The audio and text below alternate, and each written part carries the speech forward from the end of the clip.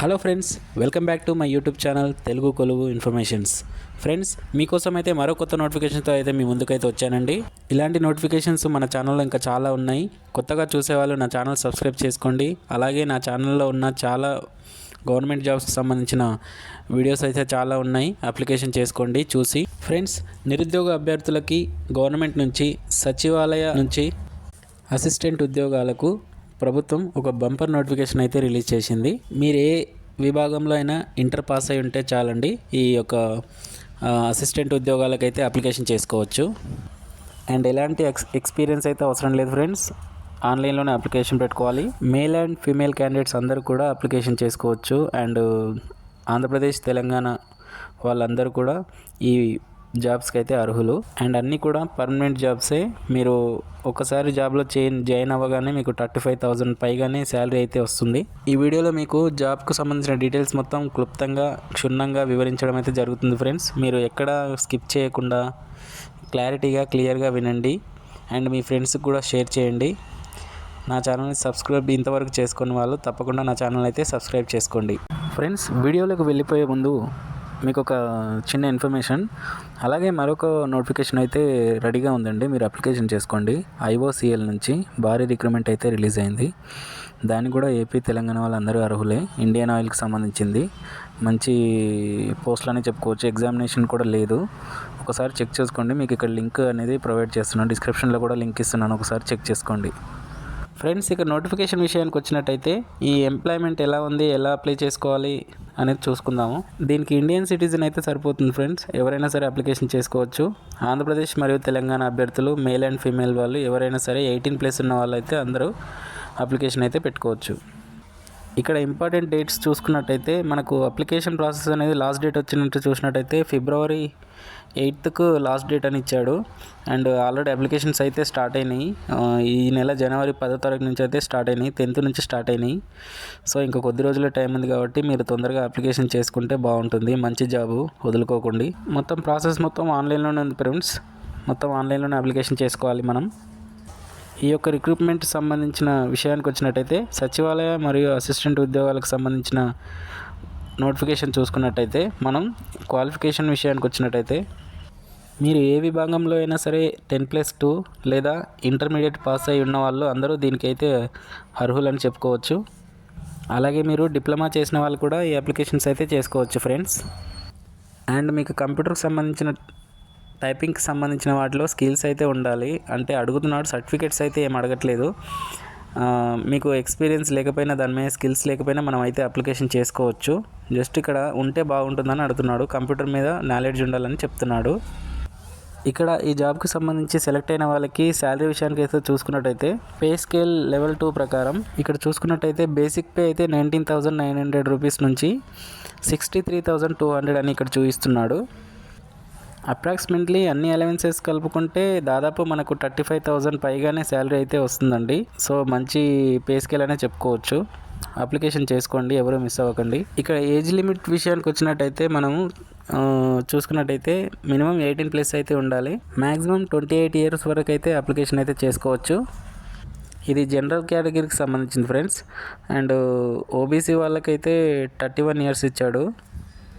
And SC ST వాళ్ళకైతే 33 years అయితే ఈ యొక్క జాబ్కి అయితే అప్లికేషన్ అయితే చేసుకోవచ్చు.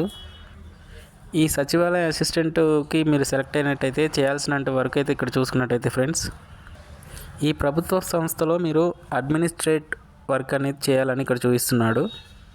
అండ్ డేటా ఎంట్రీకి సంబంధించిన వర్క్ అండ్ అఫీషియల్ వర్క్ అంటే ఆఫీస్కి సంబంధించిన వర్క్ కూడా ఇక్కడ ఉంటుందని చూపిస్తున్నాడు.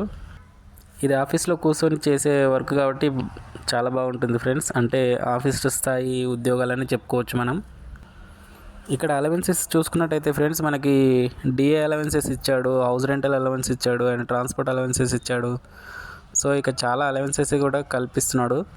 సో మనం అప్లికేషన్ చేసుకుంటే బాగుంటుందని చెప్తున్నాను. అంటే సెంట్రల్ గవర్నమెంట్ ఎంప్లాయీకి సంబంధించిన అలవెన్సెస్ ఏవైతే ఉంటాయో అవన్నీ మనకి ప్రొవైడ్ చేస్తారని చెప్తున్నాడు.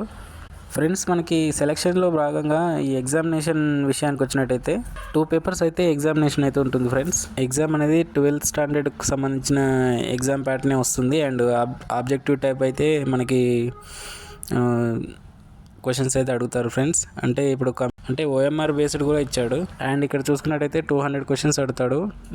టైం వచ్చేసి 2 గంటలన్నర ఉంటుంది. 2 hours 30 minutes అని ఇచ్చాడు. పేపర్ 1కి ఏమో 90 minutes టైం ఇస్తాడు. అండ్ పేపర్ 2కి 1 hour టైం ఇస్తాడు. పేపర్ 1కి సంబంధించి మెంటల్ అబిలిటీస్ టెస్ట్ ఉంటుంది ఫ్రెండ్స్. అంటే జనరల్ ఇంటెలిజెన్సీ, క్వాంటిటీ అప్టిట్యూడ్స్, రీజనింగ్ సంబంధించినవి, ప్రాబ్లమ్ సాల్వింగ్ గురించి అడుగుతాడు.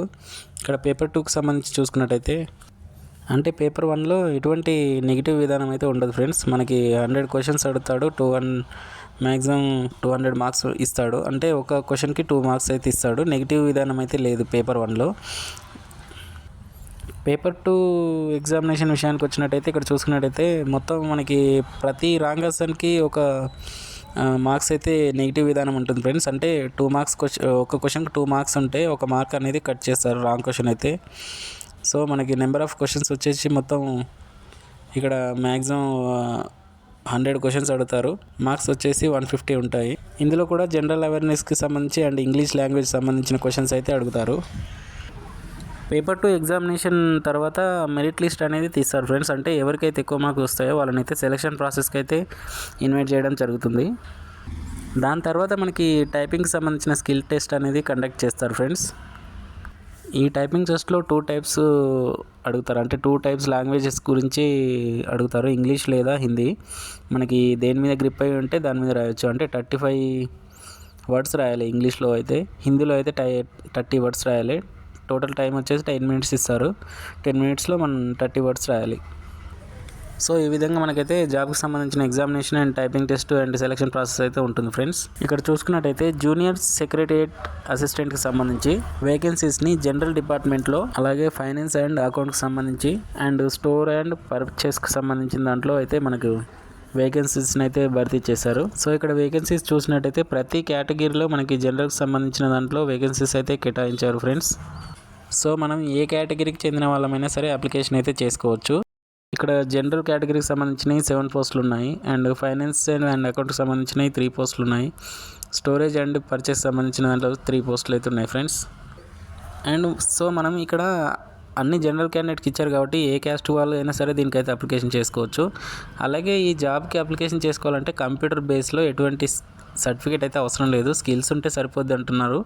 సో మనకి స్కిల్స్ ఉంటే మనం ఎగ్జామ్లో సెలెక్షన్ అయినాక టెస్ట్ కూడా పాస్ అవుతాం కదా. సో అది ఇంపార్టెంట్ అనమాట. సో మనకు స్కిల్స్ ఉంటే సరిపోద్ది, సర్టిఫికేట్ అయితే అవసరం లేదు. ఇంకో విషయం ఏంటంటే దీంట్లో ఎటువంటి ఇంటర్వ్యూ అనేది ఉండదు ఫ్రెండ్స్. మనం ఎగ్జామ్ పాస్ అయితే సరిపోతుంది. జస్ట్ మనం పేపర్ 1 పేపర్ 2లో మంచి మెరిట్ తెచ్చుకున్నట్టయితే ఈ కంప్యూటర్ సంబంధించిన స్కిల్ టెస్ట్ అనేది ఉంటుంది. సో మనం ఖచ్చితంగా అప్లై చేసుకోవాలని ఆశిస్తున్నాను.